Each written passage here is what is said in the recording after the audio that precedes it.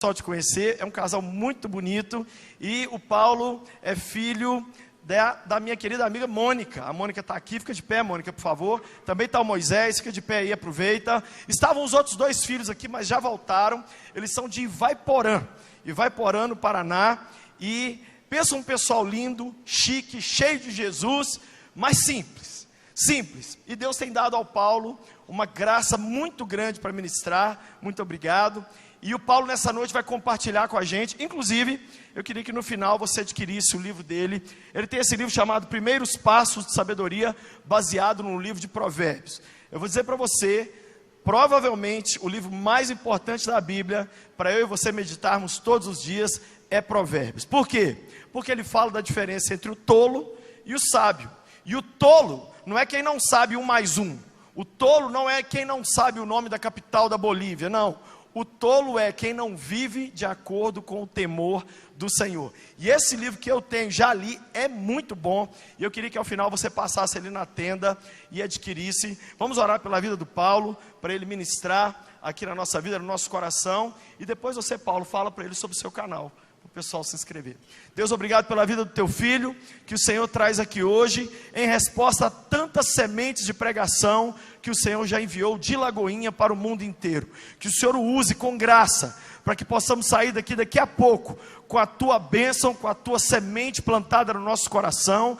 É uma semana desafiadora, mas o Senhor tem algo extraordinário para nós. Te louvamos pela sua família, te louvamos por eles estarem aqui hoje conosco, e que o Senhor o cubra e o revista, e o use com poder, em nome de Jesus, amém. Vira para a pessoa do lado e fala assim: prepare-se para receber mais de Deus.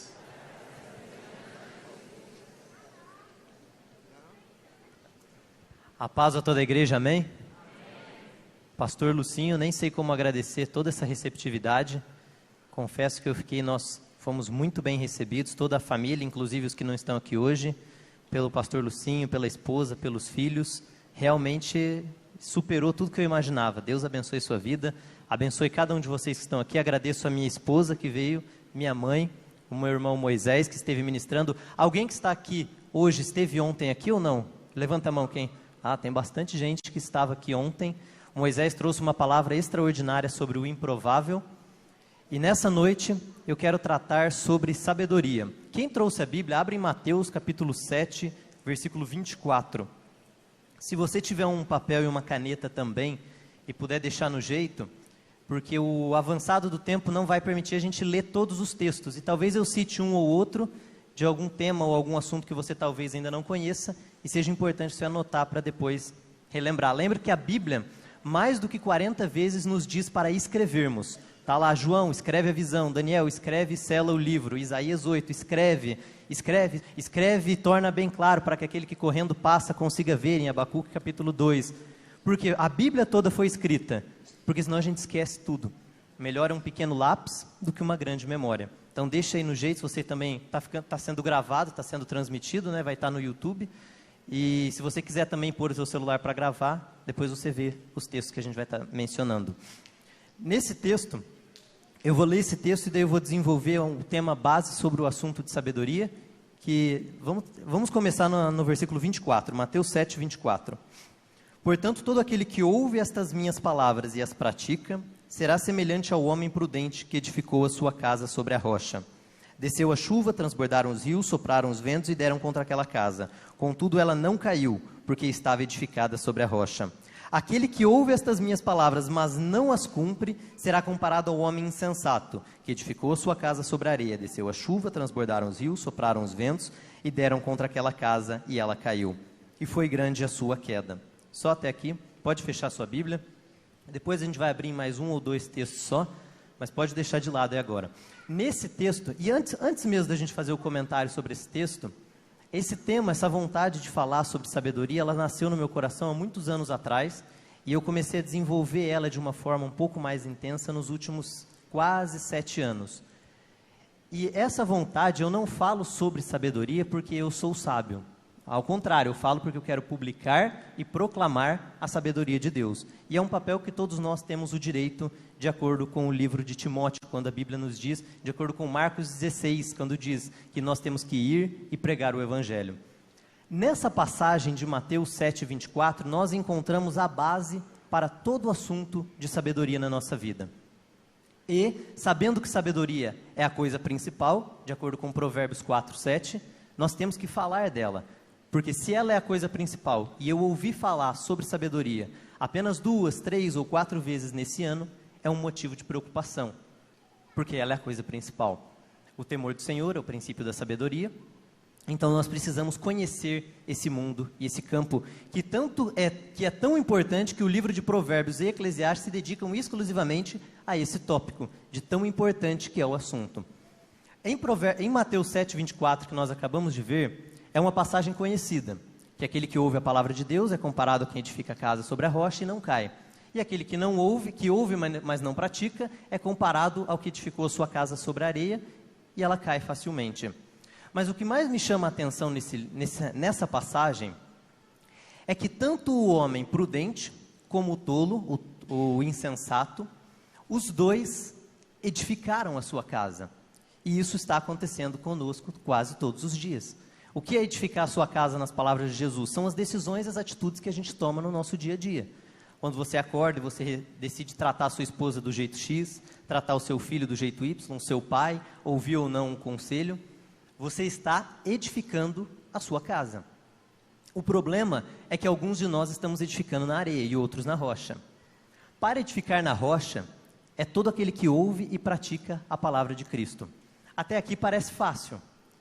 Só tem um detalhe: ouvir e praticar a palavra de Cristo não se resume à nossa salvação. João 3,16 diz que porque Deus amou o mundo de tal maneira que entregou seu Filho para que todo aquele que nele crê não pereça, mas tenha vida eterna. Todos nós sabemos dessa passagem, porque ela é a que revela a parte mais importante da Bíblia, a nossa salvação. Mas muitos de nós, claro que não todos, desconhecemos um monte de outras passagens bíblicas que nos ensinam a como conduzir a nossa vida no aspecto terreno, para então conseguirmos ligar-nos no aspecto espiritual. E veja que isso é importante. Não precisa abrir sua Bíblia, mas em Mateus capítulo 13, versículo 20 e 21, Jesus está contando a parábola do semeador e ele fala que uma semente caiu em terreno pedregoso e ele não tinha espaço suficiente para a raiz poder se firmar e então dar frutos. E essas pedras que impediam o crescimento são os cuidados, que são as adversidades e os obstáculos que nós temos. São 3 itens que podem tirar a palavra de nós. Você ouvir e não receber, porque Satanás veio e tirou, você rejeita. Ou você receber com alegria, mas não ter força para se sustentar por causa das dificuldades que eu e você passamos. Um familiar que faleceu, ou perdeu o dinheiro, ou perdeu a família, a esposa traiu, ou então o pai abandonou, ou foi abusado sexualmente por alguém, seja qual for a tragédia. Não teve força suficiente e abandonou porque apareceu as primeiras dificuldades. E a terceira forma é as riquezas, os cuidados do mundo. Você está tão preocupado em ganhar, em produzir, em ter, que você esquece o Evangelho. Eu queria centrar no terreno pedregoso, que é o de Mateus 13, 20 e 21. Quando nossa vida aqui na terra está com muitas pedras, ou seja, você não está sabendo conduzir as adversidades e as perseguições, porque teremos muitas, e aquele que perseverar até o fim será salvo. Mas quando nós não estamos sabendo conduzir é porque não estamos com sabedoria. Portanto, não adianta alguém falar de João 3,16 para você se o teu terreno for pedregoso, se você não souber conduzir a sua vida, porque você pode receber com alegria. E eu já tive amigos assim, que receberam, se dedicaram e depois de 2, 3 meses estavam fora. Ou ficou 1 ano firme, mas aí surgiram os problemas, nesse caso era um problema financeiro, e não conseguiu se sustentar. Por isso nós temos que entender como retirar essas pedras do meio do caminho, como nos infiltrarmos e como sermos um terreno bom, como recebermos a palavra de tal modo que ela produza fruto 30, 60 e 100 por 1. E para isso é fundamental a sabedoria, porque em Provérbios capítulo 2 a Bíblia diz que a sabedoria nos livra da mulher má. Em 1 Reis 13, 12, Salomão ora pedindo, portanto, dá um coração sábio ao teu servo, para prudentemente discernir entre o bem e o mal, pois quem poderia julgar este teu tão grande povo? Em Eclesiastes 8:5 diz que o homem sábio, ele consegue discernir o tempo e o modo de agir. Portanto, sabedoria é você saber o tempo e o modo, quando tirar as pedras, aonde plantar, o que fazer, como responder à esposa, como falar com o filho, como falar com o pai, aonde ir, aonde não ir, que faculdade frequentar, toma ou não essa decisão. Isso é sabedoria. E muitos de nós estamos tentando consertar o casamento. mas sobre a areia. A minha mãe conta que no começo do casamento dela, o meu pai não estava querendo Jesus, ele falou que todos os crentes eram pobre, feio e burro, pastor. Pobre, feio e burro. Ele falou, eu não vou para a igreja porque crente é pobre. Ele morreu, como meu irmão mencionou ontem, morreu pregando num púlpito de uma igreja cristã. Então ele acabou mordendo a própria língua. Ele dizia isso e ele não estava disposto a servir a Deus. Minha mãe disse que ela não ligava um hino bem alto na cozinha para ele ficar ouvindo. Porque ele também já havia dito, nem me chama para ir para a igreja. Então, se você quer transformar o seu casamento, seu esposo ou sua esposa, como tem aqui o projeto na igreja, você precisa saber como fazer. Você não pode fazer de qualquer jeito, porque senão você vai estar edificando sobre a areia. Aí você olha e fala, Deus, eu tentei, mas nada deu certo. Você não crê, você não está comigo, Senhor? Deus não existe? Aí você entra no terreno pedregoso, porque você não sabe como proceder, que é aquele texto de Oséias, que diz que o meu povo perece por falta de conhecimento. E porque nós desprezamos o conhecimento, o Senhor também nos rejeitará. Aí a pergunta é, então como eu devo proceder? Edificando a minha casa sobre a rocha. Como que eu edifico? Praticando a palavra de Deus. Como que eu pratico? Conhecendo ela. Lendo, ouvindo, estudando, aprendendo, das mais diversas formas. Não apenas aquele pouquinho que você já sabe, nós temos que progredir na nossa fé, até o dia de Cristo. Filipenses 1,6 diz que a nossa vida aqui na terra, ela deve ser em busca de uma santidade até ao ponto de nós nos assemelharmos a Cristo, o que nunca vai acontecer aqui na terra, mas apenas até o dia de Cristo. Filipenses 1,6. Então nós temos que estar em um constante progresso, tanto que o apóstolo Paulo, no fim de Hebreus 5, e começo de Hebreus 6, ele diz, olha, eu estou indignado, porque eu estou tendo que falar com vocês sobre os rudimentos da fé cristã, sobre os elementos basilares, sobre batismo, imposição de mãos, e tudo isso eu não devia estar falando. Nós deveríamos estar indo para alimentos mais sólidos dentro da palavra de Deus, e essa é a proposta. Claro que não vai dar para nós entrarmos em diversos dos assuntos que nós poderíamos desenvolver em várias áreas da vida, profissional, espiritual, emocional, financeiro, em todos os aspectos, no teu casamento com os teus filhos, mas os temas que nós vamos abordar, eu tenho certeza que eles vão servir como um norte, um guia, para te direcionar a quais decisões tomar para edificar a sua casa sobre a rocha, pelo menos as decisões iniciais, que são as mais importantes. Eu vou tentar colocar aqui as mais relevantes, e para isso eu quero contar uma ilustração. Há mais ou menos uns 6 anos atrás, eu já estava começando a pregar sobre sabedoria. Há uns 6 anos atrás, eu olhei para minha mãe e falei bem assim, mãe, eu vou fazer uma viagem, e era uma viagem de carro de 15 horas. Eu iria sair de Vaiporã e iria para uma cidade lá do Rio Grande do Sul. 15 horas. Minha mãe preocupada, ela olhou e falou, filha, é uma viagem muito longa, acho que você é perigoso, você não conhece a estrada. E um filho que não obedece, como eu fiz no caso, decidi insistir. Ela falou, não, tudo bem, pode ir. Sabe quando você falou, mas você não confia em mim? Você não acredita? Você acha que eu não posso? Você acha que eu não consigo? E eu fui. 14 horas, estava dirigindo, o GPS nos levando quase certinho para o local correto. Estávamos numa cidade, não sei se alguém conhece aqui lá do Rio Grande do Sul, que chama Igrejinha. E ali tinha uma serra, e eu não conhecia, o GPS mandou entrar numa rua.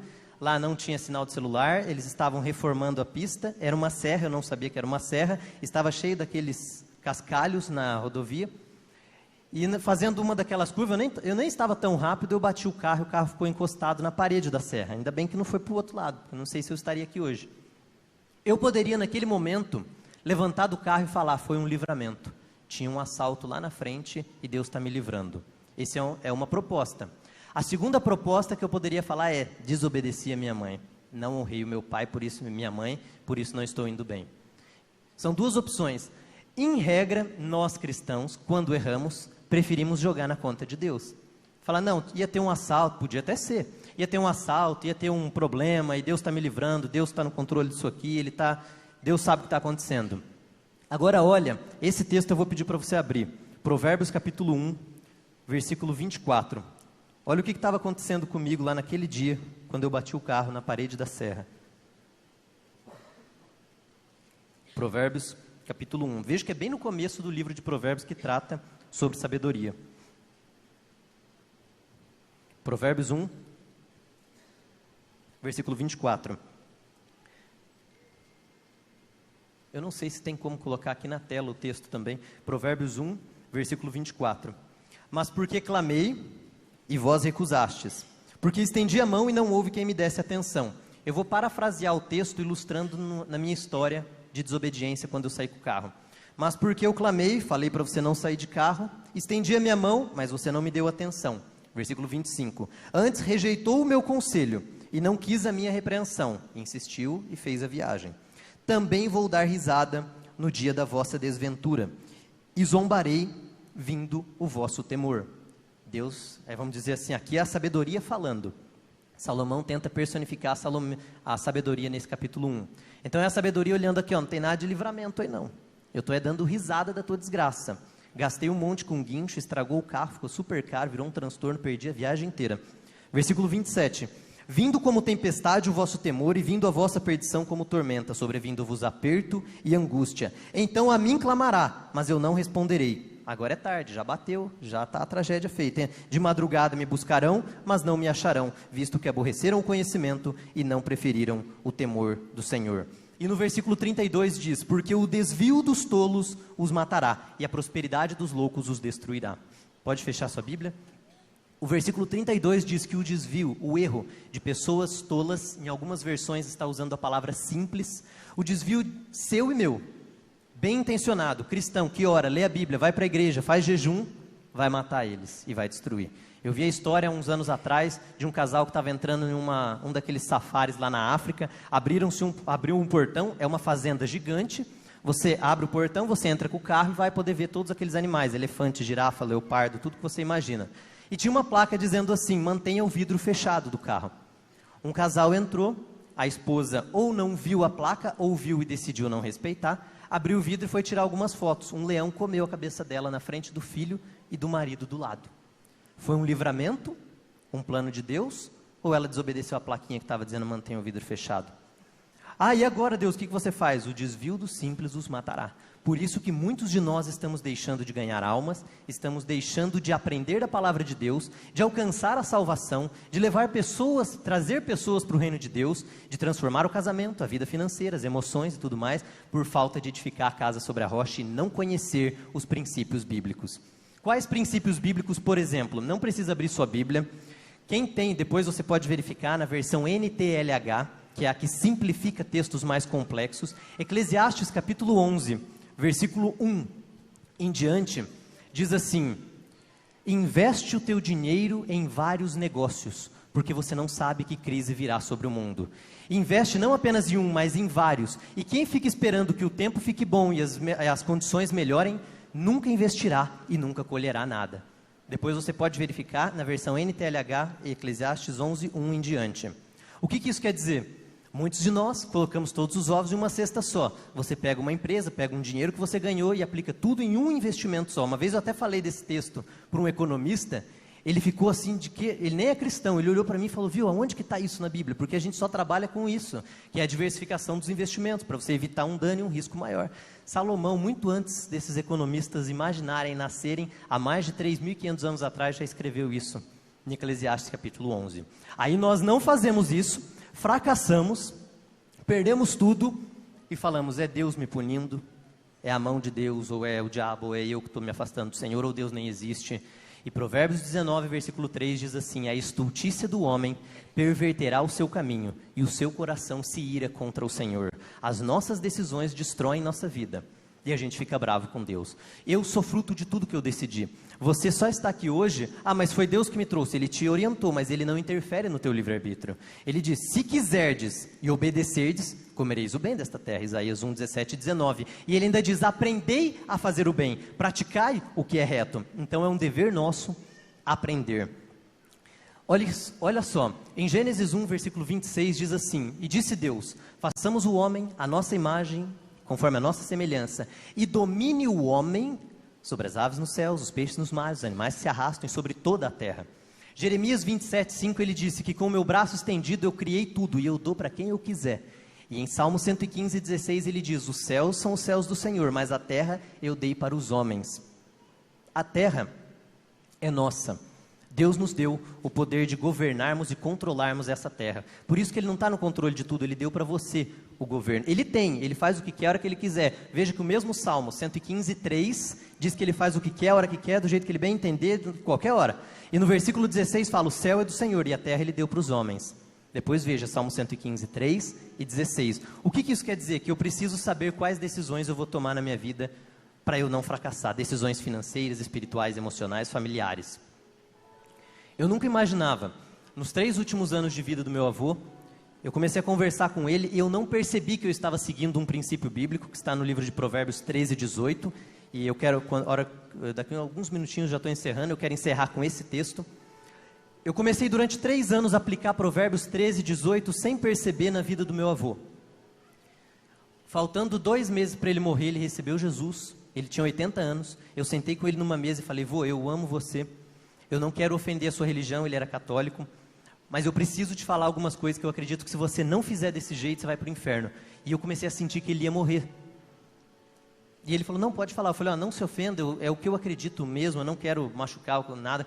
E comecei a falar, ele falou, olha, durante 80 anos eu aprendi de forma errada. Ninguém nunca me falou isso que você está me dizendo, eu não sabia. Sabe o que isso nos mostra?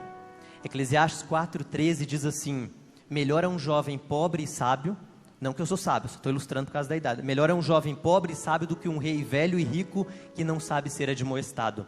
Salmo 119, 100 diz assim, sou mais sábio do que os idosos, porque temo ao Senhor. E isso nos ensina. Jó 32, 7 a 9 diz assim, eu achava que quanto mais velho, mais sábio, mas eu descobri que a sabedoria é uma inspiração do Todo-Poderoso, e ela independe de idade. O pai olha e fala para a filha, filha, não case com ele, não case com esse rapaz porque não é bom. Ele vai lá e casa, ela vai lá e casa. E o mesmo para a moça. Quase todos os casais que estão com um casamento fracassado, e nós atendemos muitos clientes, eu procuro fazer pesquisa de campo e perguntar, quase todos, eles olham, eu pergunto, viu, por que teu casamento tá legal, como que tá? Ele fala, não, tá uma tragédia. Aí eu pergunto, teu pai ou o pai e a mãe da tua esposa eram contra? Eram os 4, os pais dela e os meus pais, era todo mundo contra. Parece interessante, honra o teu pai e a tua mãe para que te vá bem, e os teus dias se prolonguem na terra. Eu bati o carro. Nós escolhemos o que vamos fazer ou não. Porque se fosse o contrário, era só você acordar cedo e falar, Deus, eu repreendo 20 quilos. E você estava bem mais magro. Sabe o que Deus ia falar para você? Vá ter com a formiga, preguiçoso. Provérbios 6, 6. Vai correr na esteira. Não tem esteira, corre em volta do quarteirão. Então você precisa tomar a iniciativa. São as nossas decisões que estão definindo a qualidade da nossa vida, que estão definindo aonde nós vamos. E a Bíblia ainda diz, não fique perguntando por que o tempo passado, os dias passados eram melhores do que hoje. Porque isso não é sábio de se perguntar, já que hoje é o passado de amanhã. Então nós estamos montando hoje uma história para o amanhã. Mas eu preciso edificar a minha casa sobre a rocha. Para eu edificar a minha casa sobre a rocha, eu preciso conhecer a palavra de Deus. Para eu conhecer, eu tenho que ler, estudar e buscar. Como eu faço para adquirir sabedoria? Cada um das formas que eu vou citar agora daria uma mensagem inteira. Primeira forma que você pode fazer para adquirir sabedoria, Deuteronômio capítulo 34, versículo 9. Através da imposição de mãos, Moisés impôs as mãos sobre Josué e transferiu sabedoria para ele. Segunda forma que você pode para adquirir sabedoria, Colossenses 3,16, lendo a Bíblia, conhecendo a Bíblia. Terceira forma, mais conhecida, Tiago 1,5, quem tem falta de sabedoria, peça que Deus dá liberalmente. Mas veja que não é só uma forma. Não é só você pedir, tá bom. Tem vários itens que na Bíblia nos ensina como adquirirmos sabedoria. A nossa oração é uma das formas. Colossenses 1:9, quando outros oram para nós nos tornarmos sábios. Então se você pedir oração e você orar por outros, você pode crescer em sabedoria. Provérbios 23, quando você compra e adquire materiais e livros, compra a verdade, não a venda. Sim, a verdade e a sabedoria. Provérbios 23. Então você investe, você compra uma bota de 800, mas tem um infarto se o pastor falar que tem um livro que custa R$80, aí você morre. Falar onde já se viu, tinha que ser de graça, mas as 3, 4 botas, a bolsa que está lá, não tem problema. A sabedoria ela pode ser adquirida através do conselho. Você pode aprender ouvindo, vendo e escutando alguém em tragédia. Minha mãe olhou para mim, eu perguntei para ela depois que meu pai morreu e falei, mãe, se o papai pudesse voltar hoje, o que você faria de diferente? Foi uma conversa de 3 minutos. Ela olhou para mim e falou, 20 anos de casado, uma morte, que foi a morte do meu pai, e todo esse tempo, e 50 anos de idade, que era a idade que ela tinha na época. Aí eu perguntei, o que você faria diferente? Em 3 minutos ela resumiu 20 anos de casado, 50 anos de idade e uma morte, a perda do marido. Ela falou, eu respeitaria mais as diferenças dele. Pergunto, eu, que casei há pouco tempo, vou fazer igual ela, esperar 20 anos de casado, 50 anos de idade, minha esposa morrer para falar isso para o meu filho? Ou vou começar agora? Eu prefiro começar agora. Essa é a forma mais rápida de adquirir sabedoria.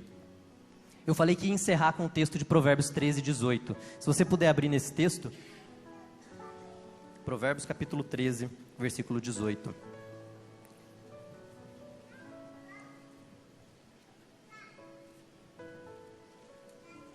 Esse é um dos meus textos favoritos, tanto que agora eu estou escrevendo um livro chamado A Esperança Realizada. 13:12, perdão, 13:12. O 13:18 é outro que eu gosto também. É o 13:12. A esperança adiada faz adoecer o coração, mas o desejo cumprido é a árvore de vida. O desejo cumprido também pode ser sinônimo de esperança realizada. Todo dia que você chega em casa, tua esposa, a mulher, em regra, e isso é bíblico, em Efésios, o apóstolo Paulo ensina que a mulher, o marido deve amar a esposa respeitar o marido. O homem tem uma necessidade de ser o galo da casa, o machão, o macho alfa, que chega lá e você fala que ele é um espetáculo, ele vai se sentir super bem. A mulher, ela tem aquele desejo de ser amada, tocada, beijada, você fala que gosta dela, em regra. Tem algumas mulheres meio loucas, um pouco diferente, uns homens meio doidos também, tem uma mistura. Não que você não deve amar o seu marido ou respeitar a sua mulher. E todo dia que você chega em casa, ao invés de elogiar a comida da tua mulher, você olha e fala, nossa, mas está super salgado isso aqui, você ficou fazendo o que o dia inteiro? E aquilo enfraquece o coração dela. A esperança adiada enfraquece e faz adoecer o coração. Mas o desejo realizado é a árvore de vida. Você quer que seu marido vá para a igreja? Você olha para ele e começa a elogiar ele. Fala, meu bem, sabe, você tira um pouco do açúcar da comida e fala, nossa, parece que você deu uma emagrecida. Aí ele vai olhar, vai achar estranho. Fala, eu queria dizer uma coisa, você tem que disfarçar, porque senão ele vai perceber, pelo menos por uma semana, um mês. Eu queria dizer uma coisa, que a gente só tem essa casa por causa do teu trabalho, e eu nunca tinha percebido isso, hoje eu estava pensando, parabéns. Ele vai ficar todo cheio, achando que ele é o chefe. Você está tendo ele na palma da tua mão. E se você ler aquele livro, ou fizer o curso de como fazer amigos e influenciar pessoas, você vai ver que todinho o livro se resume só nisso. Eu estava numa negociação financeira, e antes de... O rapaz que ia fazer a negociação comigo, ele cancelou, bloqueou eu lá no WhatsApp, falou, acabou, desligou tudo, eu não consegui mais falar com ele. Eu tinha o e-mail dele, eu lembrei desse texto, eu mandei uma frase para ele, ele me desbloqueou do celular dele, me ligou, me contou todinho os problemas familiares que ele estava passando e falou, eu quero manter a negociação financeira, porque eu apenas realizei a esperança dele. Um exemplo de esperança não realizada, quando você liga na TIM e está precisando... Você já viu que terror que é aquilo? Agora faz um teste, compra um computador da Dell e tenta ligar na Dell para você ver. Você vai querer comprar mais computador, porque você é bem atendido, você é bem tratado. Já teve clientes nossos que nós demos notícia ruim, meu irmão trouxe esse exemplo ontem, nós falamos, infelizmente não tem o que fazer no teu caso, mas tratamos ele como um ser humano verdadeiro, amando, e ele voltou com mais clientes. Daria para a gente falar um monte mais, se você quiser saber mais, pode adquirir o livro, paulobichara.com.br, está aqui na igreja, pastor? O Léo estava dizendo para mim que você pode passar cartão, é R$20 apenas, e todo o valor que você investir nesses livros vai ser oferta para a igreja, então não vai vir para mim, mas pega esse livro, nele nós resumimos vários princípios, eu citei aqui Provérbios 13, 18, teria mais que daria para estar falando hoje. Se você também tiver interesse, no site paulobichara.com.br a gente tem um curso bíblico de graça, não paga nada, você entra lá, pode baixar. Se você falar, mas eu não tenho dinheiro, eu não tenho Wi-Fi, eu não tenho internet, você compra um chiclete na padaria e pede a senha da Wi-Fi. Aí você baixa o curso inteiro no celular e você pode assistir. Se você não tiver nem celular, você pede um celular emprestado, baixa, pede um pendrive, alguém vai te dar um pendrive, as pessoas são boas. Daí você imprime tudo aquilo lá numa lan house e pronto, você vai ter. Não tem desculpa, porque quando é pra gente agir, normalmente é um pouco mais difícil. Vamos colocar todos de pé? Nós precisamos ouvir a palavra de Deus e nos estribarmos na palavra de Deus e não no nosso próprio entendimento. Senhor, estamos aqui nesta noite, pedimos ao Senhor que revele a Tua vontade, os Teus planos em nosso coração, perdoe-nos de nossos pecados e nossas falhas, assim como nós perdoamos aqueles que nos causaram dano. Ensina-nos a fazer a Tua vontade, como diz Salmos 143:10, e guia-nos o Teu Espírito por terras planas. Me mostra, Senhor, aonde tocar, aonde agir e aonde não agir. Eu peço isso ao Senhor, em nome de Jesus, que essa noite seja uma noite, um divisor de águas na vida de todos que estão aqui, e eles possam, ó Pai, trazer os testemunhos na tua casa, de quanto a sabedoria edificou e possibilitou que o Evangelho crescesse, em nome de Jesus, amém. Pastor, o último, toda quinta às 10 da noite,